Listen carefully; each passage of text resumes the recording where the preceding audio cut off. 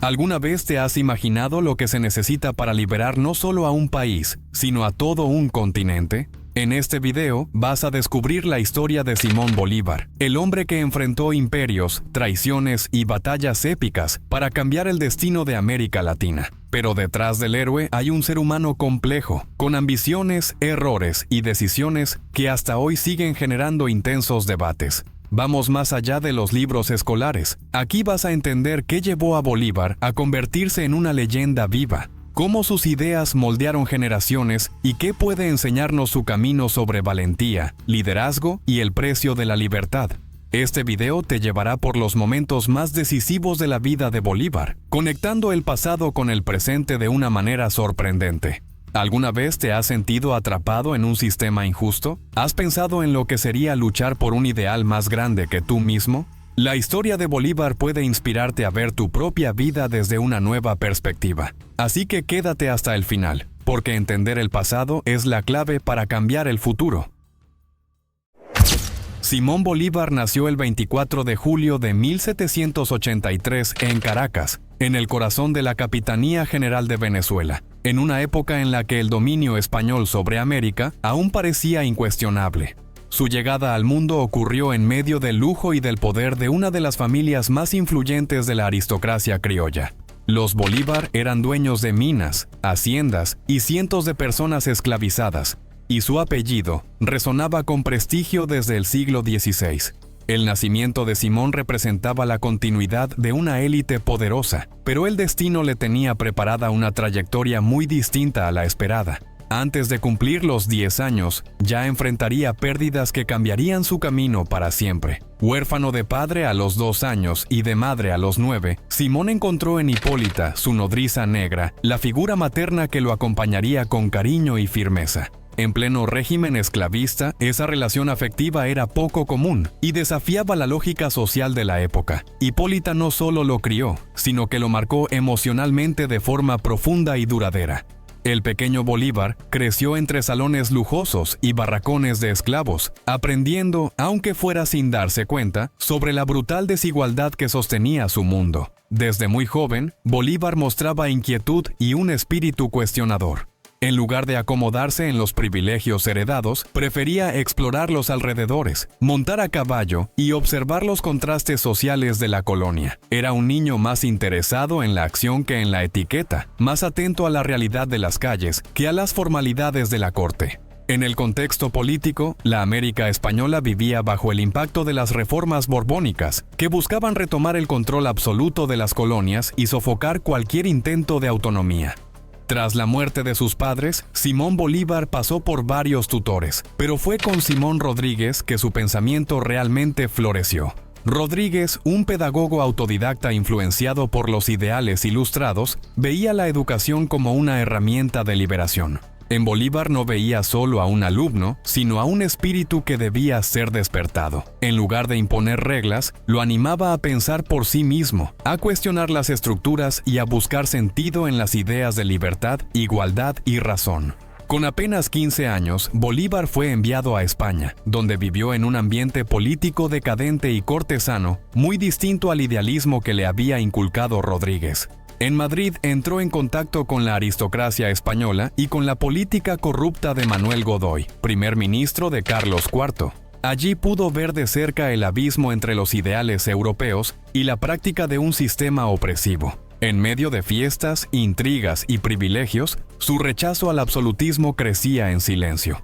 En 1802, Bolívar se casó con María Teresa del Toro, una joven noble madrileña, y regresó con ella a Venezuela. Sin embargo, la felicidad fue breve. Pocos meses después, María Teresa murió de fiebre amarilla. Profundamente afectado, Bolívar cayó en un luto oscuro que lo alejó de la vida pública y lo llevó a una búsqueda de sentido existencial. Aquella tragedia marcó un antes y un después en su vida. Abandonó el sueño de una vida doméstica y empezó a conectarse con causas más grandes. En busca de refugio y nuevos horizontes, Bolívar viajó a París, donde fue impactado por las ideas revolucionarias que circulaban en ese momento. Asistía a salones filosóficos, fue testigo de las consecuencias de la Revolución Francesa y observó de cerca el ascenso meteórico de Napoleón Bonaparte. Al principio lo admiraba por haber vencido a los reyes y ascendido por méritos propios, pero con el tiempo comenzó a verlo como un traidor de los principios republicanos. En 1805, en medio de una Europa sacudida por guerras e ideas revolucionarias, Simón Bolívar subió al Monte Sacro, en Roma, acompañado de su antiguo maestro Simón Rodríguez. Allí, frente a las ruinas del Imperio Romano, juró solemnemente no descansar hasta liberar a su patria del yugo español. Al regresar a Venezuela en 1807, encontró un territorio aún dividido y titubeante ante la posibilidad de la independencia. La élite criolla temía perder sus privilegios, mientras que el pueblo permanecía al margen de cualquier debate político. Pero el panorama cambió de forma abrupta con la invasión napoleónica a la península ibérica en 1808, que desmoronó la autoridad de la corona española. La inestabilidad en la metrópoli abrió una grieta política que empezó a ser aprovechada por las colonias. En 1810 se creó la Junta de Caracas, desafiando la legitimidad del régimen colonial e iniciando un proceso de ruptura con España.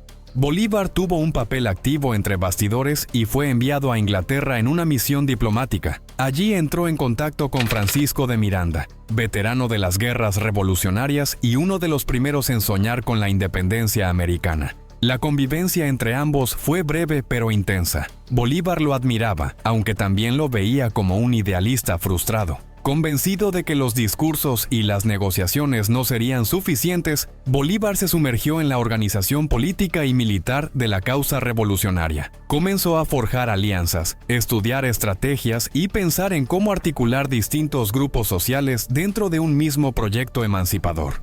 La Primera República de Venezuela fue proclamada en 1811, con el apoyo vacilante de las élites locales y una fuerte presencia de ideales ilustrados. Bolívar, aún joven e impetuoso, apoyaba a Francisco de Miranda, quien lideraba el nuevo gobierno. Sin embargo, la experiencia fue inestable desde el inicio. Faltaba estructura administrativa, el pueblo no se sentía representado y la amenaza española persistía.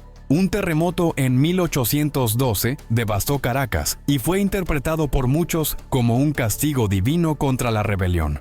Aprovechando la crisis, los realistas retomaron el control y Miranda se rindió, firmando la capitulación. Esa rendición enfureció a Bolívar, quien consideró el acto una traición al proyecto revolucionario.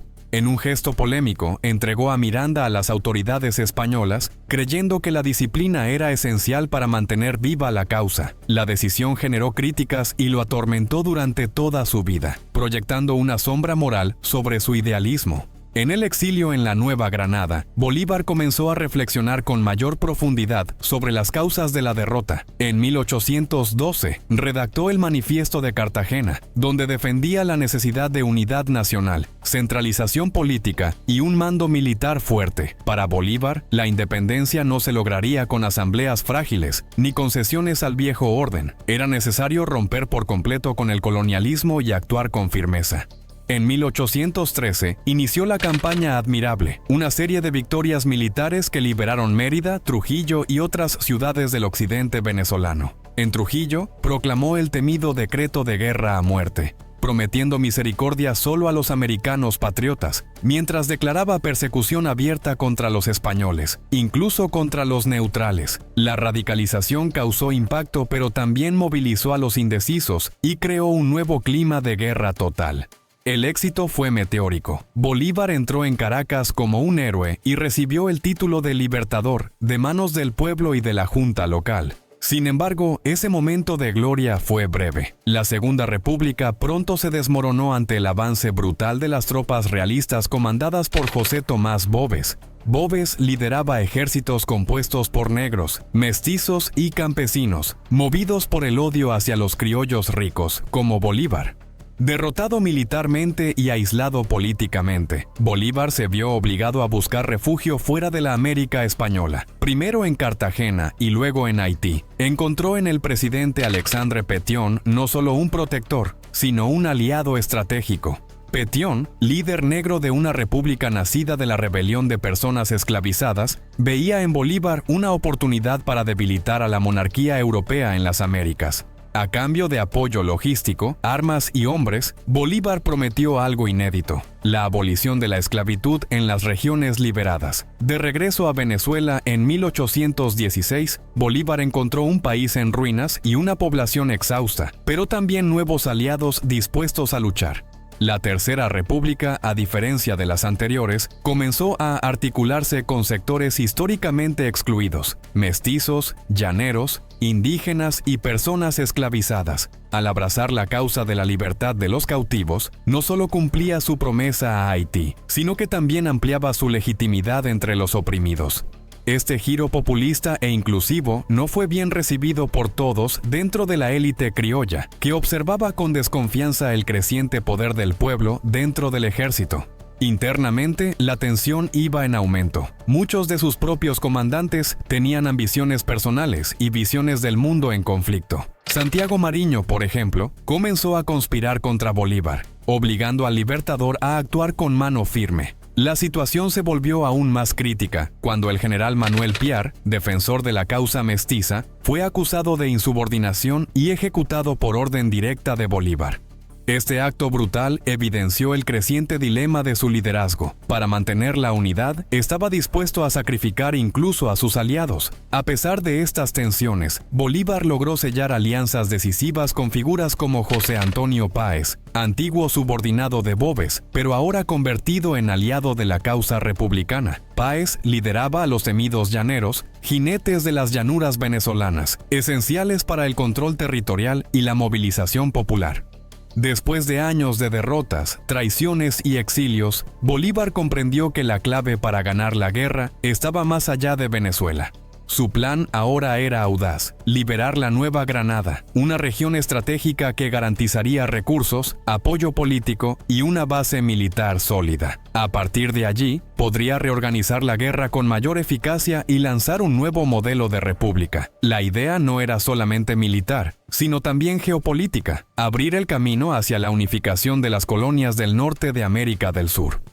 En 1819, lideró la épica travesía de los Andes con un ejército agotado, pero impulsado por un sentido de misión casi místico. Cruzar la cordillera durante el invierno, bajo un frío extremo y con escasez de alimentos, parecía un suicidio, y muchos murieron en el trayecto, pero la osadía fue recompensada. Tras vencer a los españoles en las batallas del Pantano de Vargas y de Boyacá, Bolívar entró triunfante en Bogotá. Aquella victoria no solo liberó la Nueva Granada, sino que consolidó su reputación como un líder militar de visión estratégica y valentía sin igual. Con la victoria en la Nueva Granada, Bolívar pudo finalmente poner en marcha su proyecto de unificación política. En 1821 creó la República de Colombia, conocida como la Gran Colombia, reuniendo bajo un mismo gobierno a Venezuela, la Nueva Granada y más adelante al Ecuador. Fue elegido presidente, pero compartió el poder con Francisco de Paula Santander, vicepresidente y defensor de una estructura más liberal e institucionalizada. Bolívar veía la República como un organismo en construcción, donde la estabilidad debía imponerse antes que la ideología. A pesar de las diferencias con Santander, en ese momento existía la cohesión necesaria para avanzar. Con la Gran Colombia consolidada en el norte, Bolívar volvió su mirada hacia el sur del continente, donde aún persistían los últimos vestigios del dominio español. Delegó al general Antonio José de Sucre la tarea de liberar Quito, en el actual Ecuador, misión que fue cumplida con maestría tras la victoria en la batalla de Pichincha en 1822. Poco después, Bolívar cruzó los Andes una vez más y se unió a las campañas en el Perú. Allí, encontró un escenario fragmentado, con caudillos regionales disputando el poder y los españoles aferrados a sus últimos bastiones. La batalla decisiva tuvo lugar en Ayacucho, en 1824, bajo el mando de Sucre, pero como resultado directo de la estrategia articulada por Bolívar. Aquella victoria selló el fin del Imperio Español en América del Sur y marcó el punto culminante del proyecto libertador. Poco después, el Alto Perú proclamó su independencia y, en homenaje al líder, adoptó el nombre de Bolivia. Bolívar fue invitado a redactar su constitución y a establecer las bases del nuevo gobierno. El texto bolivariano era ambicioso, contemplaba un presidente vitalicio con derecho a nombrar a su sucesor, intentando equilibrar estabilidad con orden moral. Esa propuesta generó enorme controversia. Para Bolívar, solo un poder ejecutivo fuerte sería capaz de contener el caos y evitar que la libertad degenerara en anarquía. Creía que los pueblos latinoamericanos, recién liberados y sin tradición institucional, necesitaban una guía firme. Su visión estaba profundamente marcada por el trauma de las guerras y por la fragilidad de las repúblicas nacientes. Sin embargo, sus aliados más liberales veían en esa propuesta el presagio de una tiranía. El Congreso de Panamá, convocado por Bolívar en 1826, representó su mayor intento de unificar políticamente a las nuevas naciones independientes. La idea era crear una alianza continental que funcionara como una confederación defensiva y diplomática. No obstante, el Congreso fracasó. Pocas naciones asistieron y las decisiones tomadas carecieron de fuerza vinculante.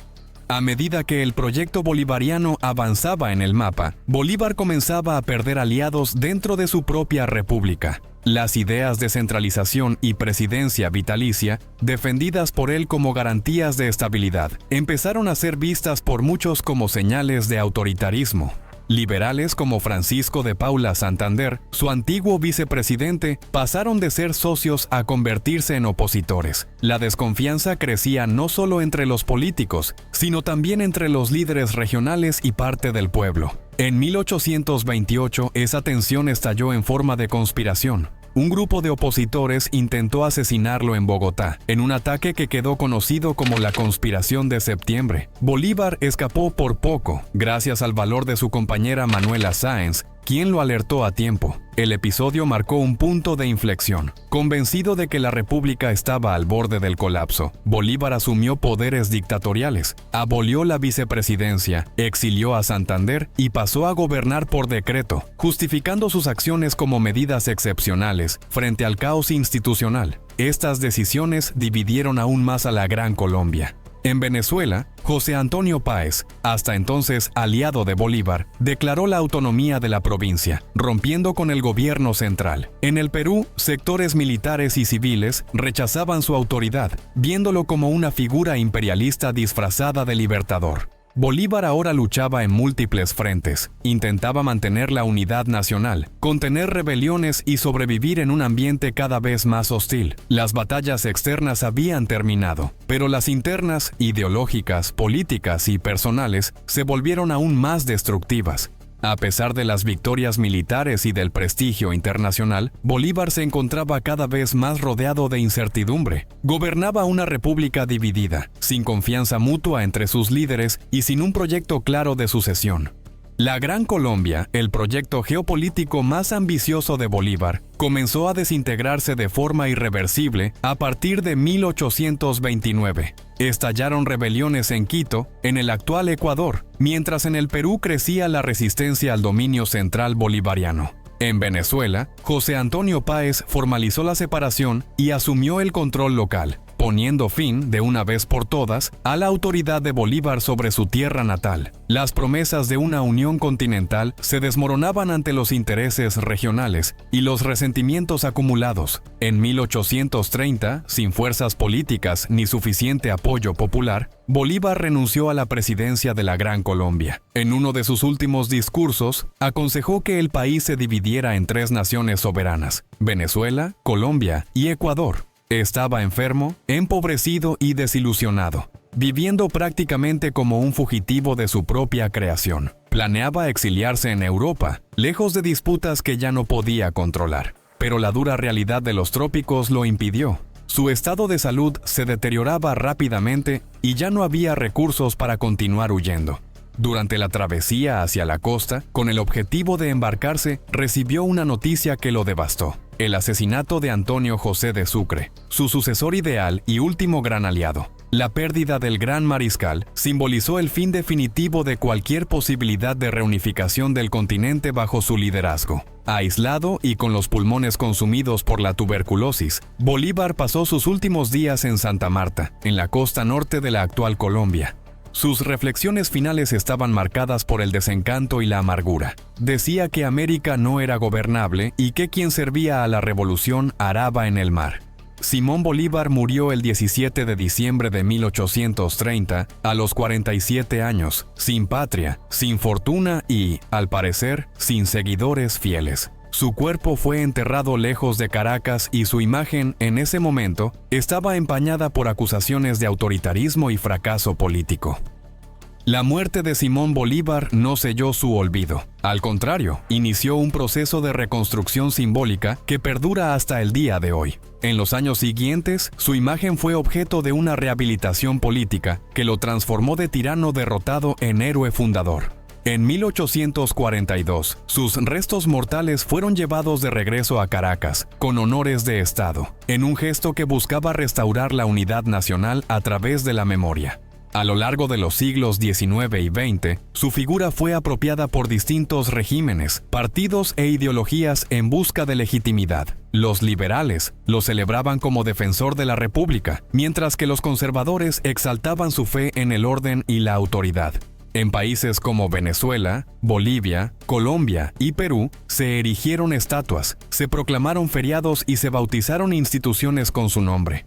En el siglo XXI, Bolívar volvió al centro del debate, ahora como símbolo de proyectos políticos contemporáneos. El ejemplo más destacado es el de la Revolución Bolivariana en Venezuela, donde Hugo Chávez invocó su nombre para fundamentar un régimen de inspiración socialista y antiimperialista. Bolívar fue elevado a la condición de profeta del nuevo siglo, convertido en un mito revolucionario en oposición al neoliberalismo global. Pero esa reinterpretación también generó críticas. Muchos sostienen que Bolívar jamás habría apoyado regímenes autoritarios modernos. Hoy en día, Bolívar sigue siendo una de las figuras más complejas y disputadas de la historia de las Américas. Su legado vive entre monumentos y libros, entre discursos encendidos y análisis académicos. Es recordado como el hombre que se atrevió a liberar medio continente, pero también como el líder que vio su sueño desmoronarse ante las contradicciones de su propio proyecto. Después de liberar 6 naciones, atravesar desiertos, cordilleras y golpes de Estado, Bolívar terminó sus días en el exilio, sin poder, sin dinero y rodeado por el silencio. Héroe para unos, dictador para otros, el hombre que prometió unir a América terminó siendo símbolo de su fragmentación. Pero su idea sigue viva, invocada por presidentes, estampada en monedas y utilizada como justificación para ideologías opuestas. Al final, queda una duda que atraviesa siglos y aún nos inquieta. ¿Será que Simón Bolívar luchaba realmente por la libertad de los pueblos? ¿O por la construcción de su propio imperio? Déjalo en los comentarios. ¿Crees que Bolívar fue un libertador idealista o un gobernante autoritario disfrazado? Tu opinión puede abrir un debate riquísimo. Y si quieres seguir explorando historias poderosas como esta, que moldearon el destino de nuestro continente, suscríbete ahora al canal y activa las notificaciones. Aquí te traemos contenido que no aparece en los libros de texto, con profundidad y sin rodeos. Si te vas sin suscribirte, te vas a perder los próximos capítulos de la historia de América.